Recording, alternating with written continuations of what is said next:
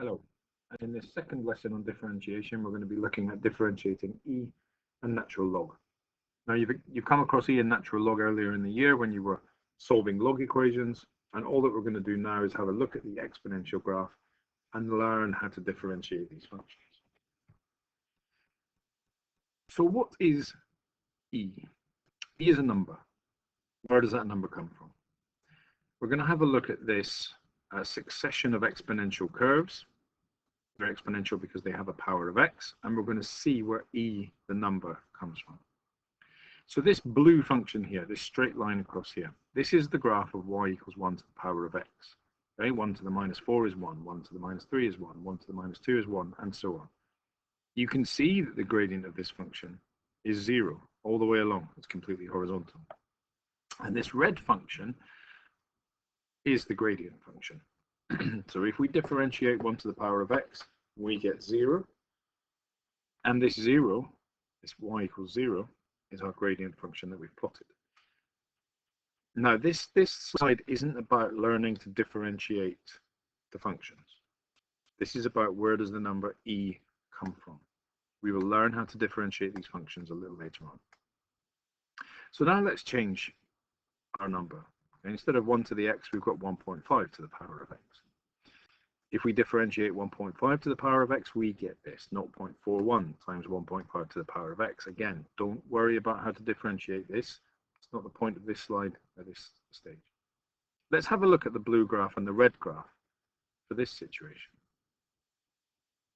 Here you can see the blue graph, y equals 1.5 to the power of x. And here you can see the red graph, 0.41 times 1.5 to the power of x.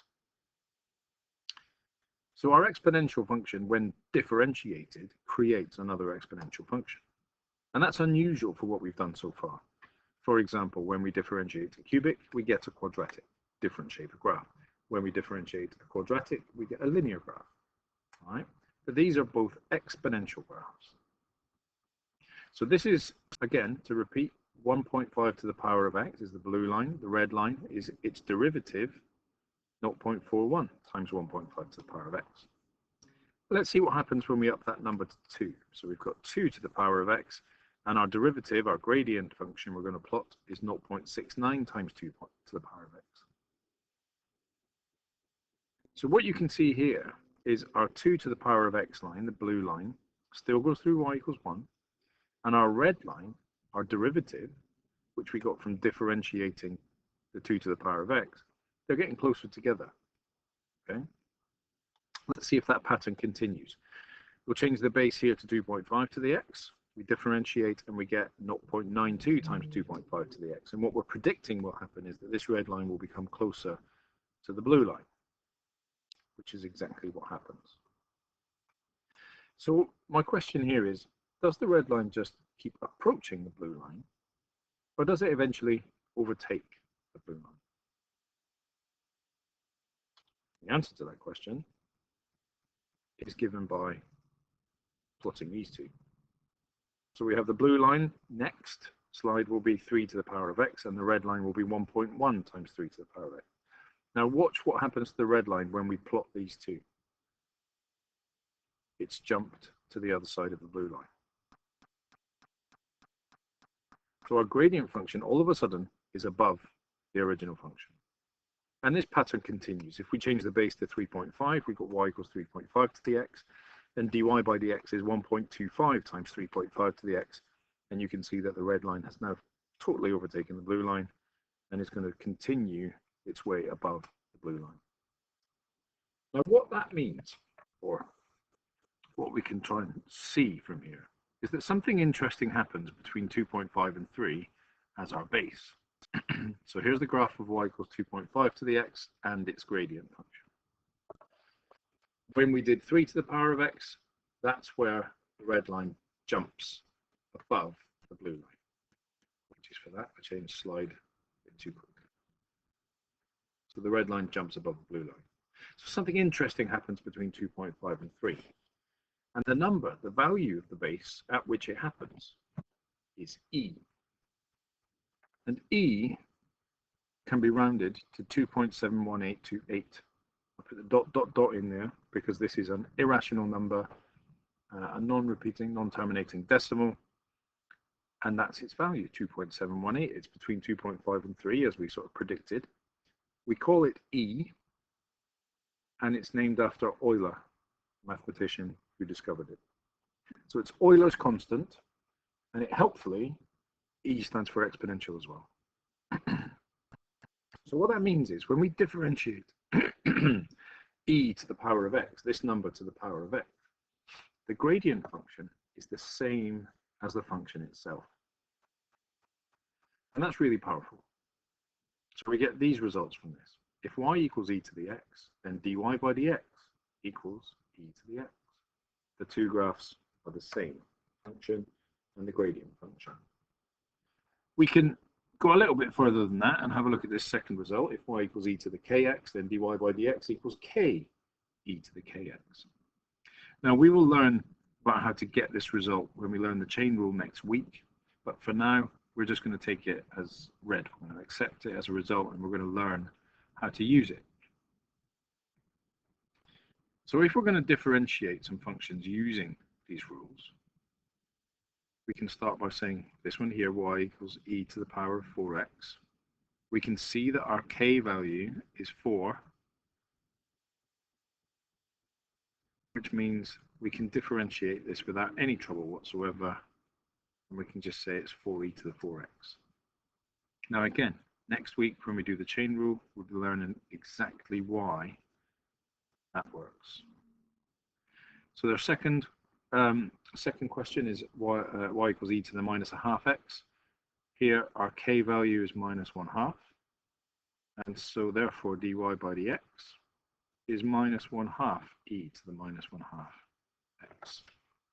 So we're literally just taking that k value down, putting it in front of the e, and then leaving the rest the same.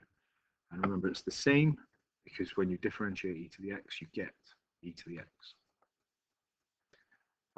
For our last one here, we've got 3e to the 2x. Our k value in this one is just the 2. Let's see what happens with the 3. Well, the 3 stays. And then we're just going to multiply that by the 2e to the 2x, right, using the k value in front here. We'll simplify that, and we've got 6e to the 2x. So that's how to differentiate your basic exponential functions. What we're going to do with that is we're going to explore equations of tangents, equations of normals, all of the usual stuff. We've just added another thing into our toolbox. So now on to natural log. Natural log of x and e to the power of x are inverse functions of one another. And what you've seen at GCSE, possibly, hopefully seen at GCSE, is that functions that are inverse have the same shape but are reflected in the line y equals x. So if we start with the line y equals e to the x and reflect it across y equals x, we end up with the natural log of x, y equals the natural log of x. Now an interesting value that we get out of this is that the natural log of 1 is 0. That's where it goes through the x-axis. Another thing to note is that the natural log of 0 is undefined. It's minus infinity effectively. And that's useful for when we simplify logarithms for the rest of this course.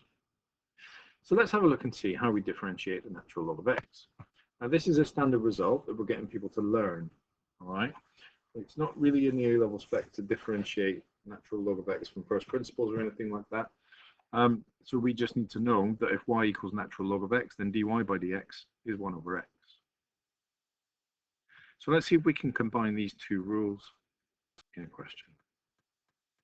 So f of x in our function here is e to the 2x minus natural log of x squared plus 4, and we're told that x has to be bigger than 0.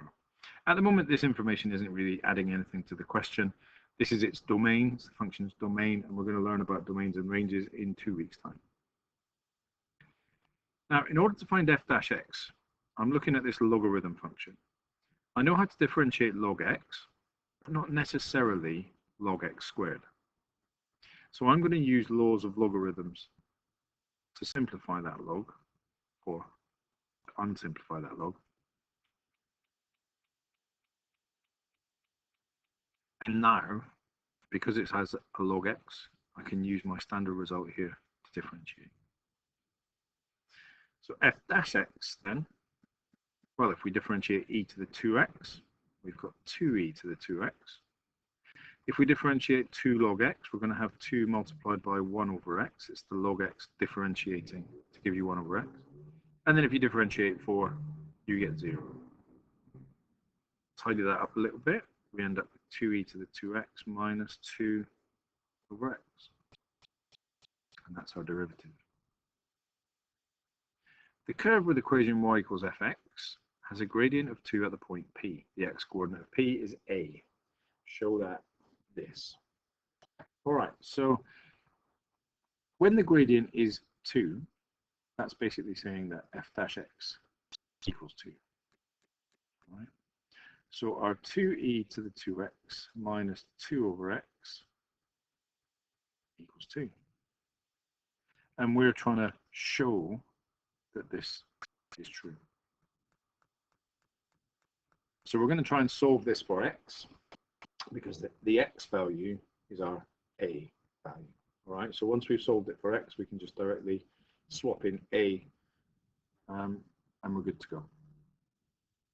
So let's have a look then. The first thing I can think of to do with this question is to multiply everything through by x, because whenever I have an x on the denominator of a fraction in an equation, I want to try and get rid of it. So multiplying by x gives me 2x, e to the 2x minus 2 equals 2x. Now I'm going to move this around. I want my thing to be equal to 1, not equal to 2x or anything like that. So I'm going to shift 2x e to the 2x. I'm going to subtract the 2x from both sides, and I'm going to add 2 to both sides. Then I can divide everything by 2. I end up with x e to the 2x minus x equals 1. We're almost there. And I can factorize the left-hand side because they've both got x. So we've got e to the 2x minus 1 equals 1. Now, because we said that the x-coordinate is a, this then becomes a times e to the 2a minus 1 equals 1 as required.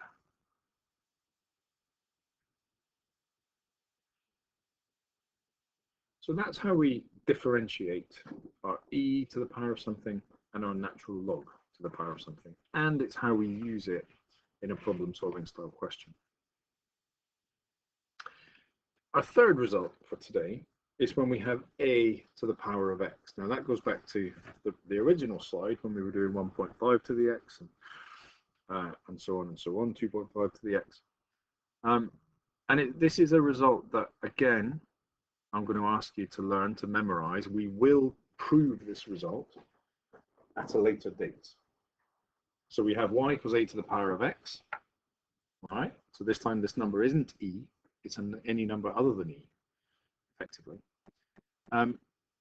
So if y equals a to the power of x, then dy by dx is a to the power of x multiplied by natural log of a. Now, taking that a little bit further, if we have a to the power of k times x, then dy by dx is a to the power of k times x multiplied by k log a. All right. Now we can use that. We'll do this question in just a second, but say, for example, I use the function y equals 3 to the power of x. Okay, not e to the power of x, 3 to the power of x. That means that dy by dx is going to be 3 to the power of x multiplied by natural log of 3. If y equals 7 to the power of x, then dy by dx is 7 to the power of x natural log 7. Okay, so there's a pattern there. And we will be proving this result, just not yet. Now, actually, it's still the same result for y equals e to the power of x. because e to the power of x then would be multiplied by natural log of e. Natural log of e is 1. So that simplifies to e to the power of x. So it still holds true. So let's have a look at my question over here then. Y equals e to the 3x plus 2 to the 3x. And we want to find dy by dx. So e to the 3x, our k value there is 3, so we end up with 3 e to the 3x. And when we differentiate 2 to the power of 3x, it's this. It looks like this, doesn't it? 2 to the power of 3x. So our a is 2 and our k is 3, essentially. And then we just write down our general result. So we've got a to the kx. So we've got 2 to the 3x multiplied by, and I'll put this in a bracket, so multiplied by k log a, 3 natural log 2. And that's our derivative. Let me just tidy this a little bit. So dy by dx is 3e to the 3x plus 2 to the 3x times 3 log k. Can't be simplified, and we're good to go.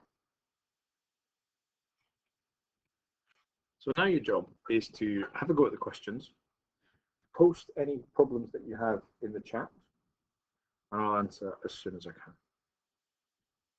Okay. Thank you.